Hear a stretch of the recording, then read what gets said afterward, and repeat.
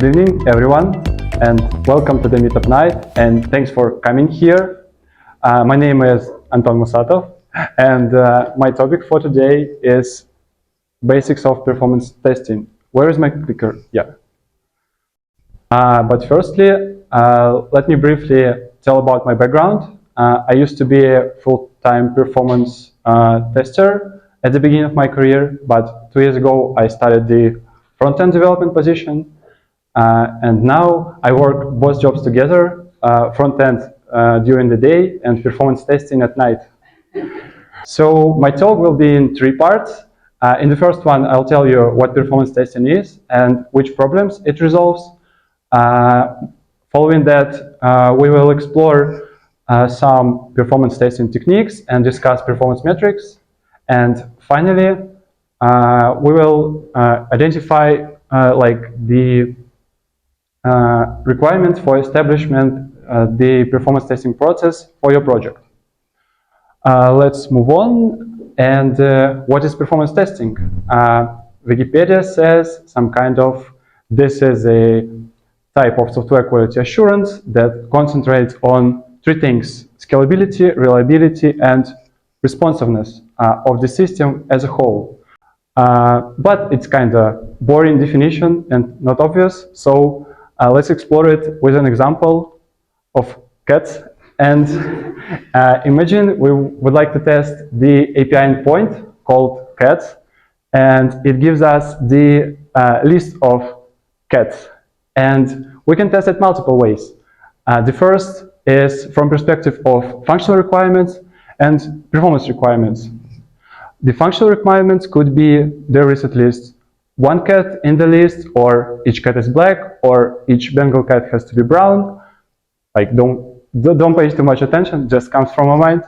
But performance requirements are different. We don't interested in what exactly this endpoint returns to us.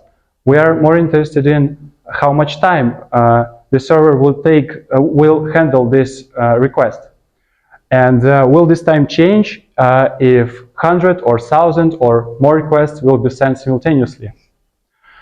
And so in the real projects, functional testing comes first and performance testing comes after that. Otherwise, performance testing makes little sense. In real life, we don't test a single API endpoint, but rather we test the application, which consists of a lot of endpoints and moreover backend. And when you click a link in a browser, you can notice that the page doesn't open or doesn't update instantly. It takes some time. And this time is not only the server response time, it also like loading frontend, loading statics like HTML, CSS, JavaScript, page rendering, and so on. And we're interested which time is more essential, front-end or back-end. It's known that the about 90% of the time for the end user is spent on front-end. It's true when the server is not loaded with requests. But imagine situation, you are doing a purchase in online market on Black Friday. I think it's a familiar situation when you are accessing the site, the page is loading very slow, or when you click checkout, the site completely fails. And this is because the lack of performance testing. If you see to the graph, the backend time could grow even exponentially with rising the number of concurrent users, while front-end time remains more or less the same. So performance of the backend is really essential thing, and I'll focus on it today. Front-end is no less essential, but it's a separate topic to discuss. It's worth mentioning that the lack of performance testing could lead to major losses. I found the statistics which says that businesses in the United States lose between $84,000 and $108,000 for every hour of IT system downtime. It's a lot of money. And I also have experience like have an example from my experience. We had the scenario in which a user selects a product, adds it to the cart, fills some contact and delivery information, and then click checkout. And one day after the application was given to the testing, it turned out that the last and the most important step fails under the load of 100 users. And we raised the bug ticket, and that issue was fixed before it goes to production. So I think it has become more clear why we need performance testing. Like the first approach is protocol-based performance testing, which simulates like underlying API requests. And it includes targeted API testing, as we saw before at the example of cats endpoint, and it can simulate the real user scenarios. For example, when a user gets cats from the server, like maybe change some fields and then send it back. Like that is the scenario. And it was mentioning that here there is no interaction with frontend at all. The next approach is browser-based, when the script simulates a real user interacting with the UI. And the last one is hybrid load testing. It is a combination of previous ones. Like we will focus on the first, protocol-based load testing with real user scenarios, because like that is what we're using in real projects. A good load testing strategy requires more than just executing a single script. Different patterns of traffic can create different risks for the application. So the system should be tested against multiple test types. So let's explore the test types. The first is smoke testing. This is just for a validation. It verifies that test script doesn't have any errors, and like the system performs under the minimal load. You can see the graph here. The x-axis represents the duration of the test, and y-axis represents the number of virtual users. Like virtual users is just an abstraction of a real user.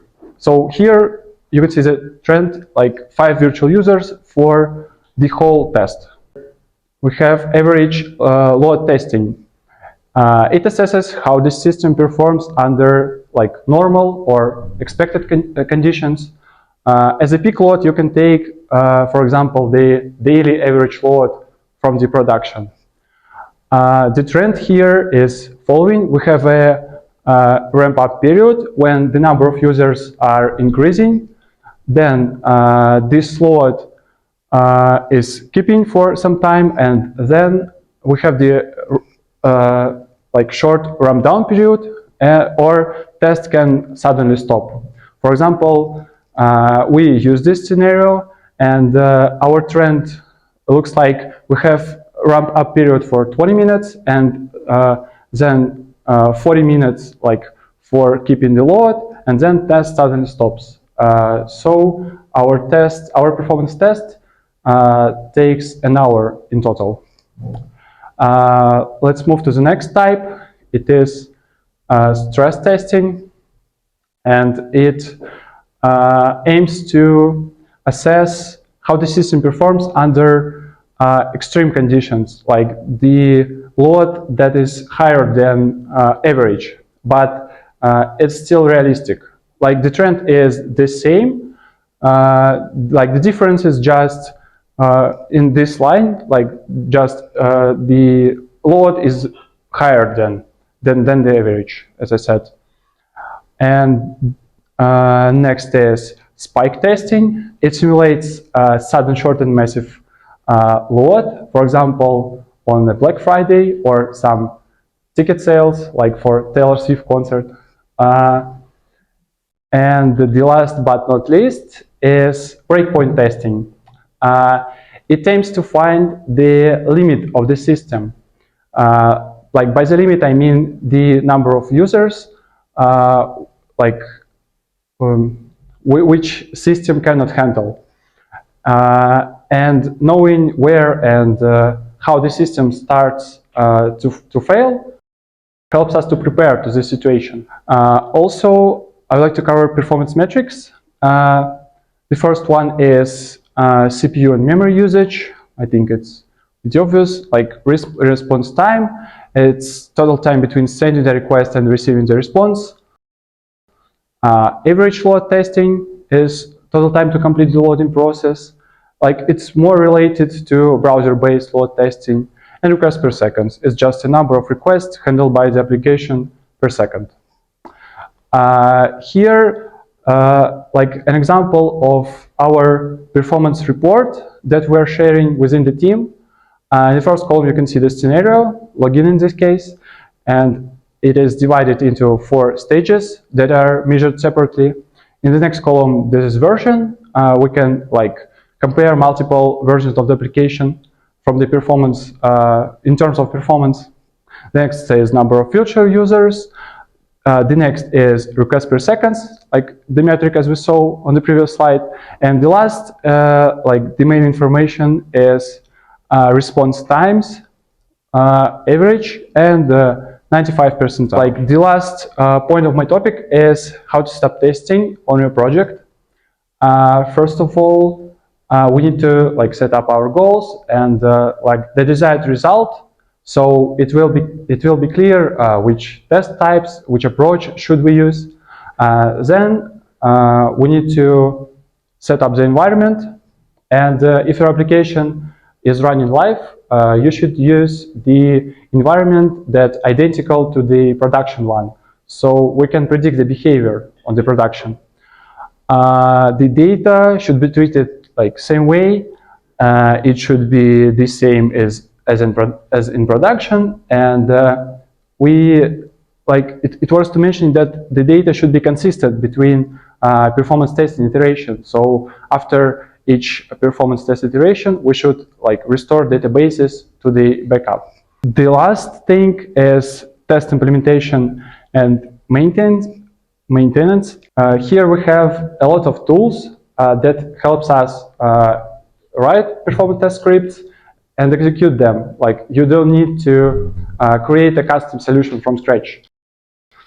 And I'll tell about one of them. It's called K6, and why we use it? Because it is developers friendly, because it allows to write tests on JavaScript. It's relevant to me because I'm a front-end developer. It is performant because like execution environment is written on Go. It is open source. It means it has a large community. You can find an answer to your question in the internet. If you need some extension to it, you can find it.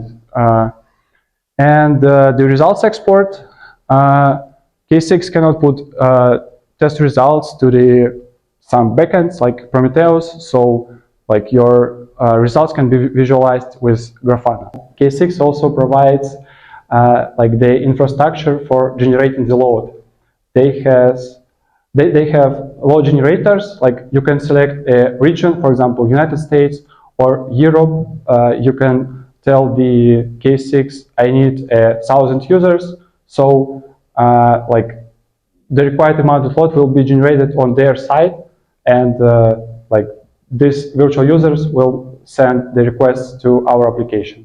Here you can see the example. Yeah, I hope it will be loaded. That is the simplest test. Like, you can start from something like this if you want to try to write a performance testing script. It just tests a single API endpoint, and it has like 10 lines of code, and you can execute it locally and get metrics. And it brings us to the end of the presentation. Thanks for your attention. I'll be happy to answer your questions.